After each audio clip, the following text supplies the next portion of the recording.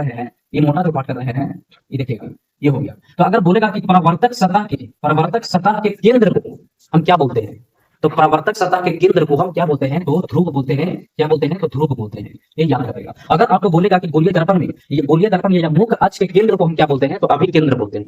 मुख्य अक्ष के केंद्र को अभिकेंद्र बोलते हैं, और परावर्तक सतह के केंद्र को क्या बोलते हैं, तो ध्रुव बोलते हैं। ये पिछले बार क्वेश्चन में बहुत हाईलाइटेड बना था, और स्टूडेंट सीधे मार्क किया है कि अभिकेंद्र कहा होता है। तो प्रश्न में लैंग्वेज मतलब शब्द को खेला है, ये याद रखेगा।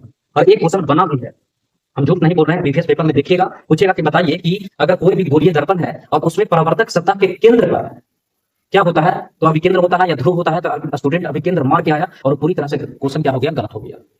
तो परावर्तक सतह के केंद्र पर बोलेगा तो ध्रुव कहलाता है। अगर मुख्य अक्ष के केंद्र पर बोलेगा, मुख्य अक्ष के केंद्र को क्या कहते हैं, इसी को हम अभिकेंद्र बोलते हैं। इसी को क्या बोलते हैं, तो अभिकेंद्र बिंदु बोलते हैं। याद रखिएगा, एक पॉइंट जरूर लिख लीजिएगा साइड में।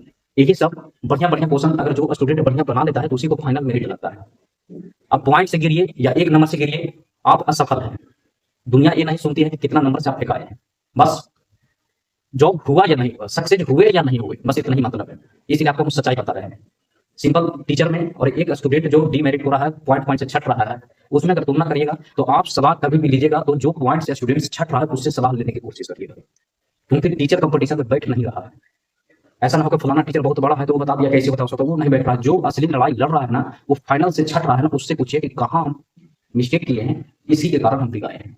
यही सच्चाई है, बाकी आप पे डिपेंड करता है। समझिए आगे।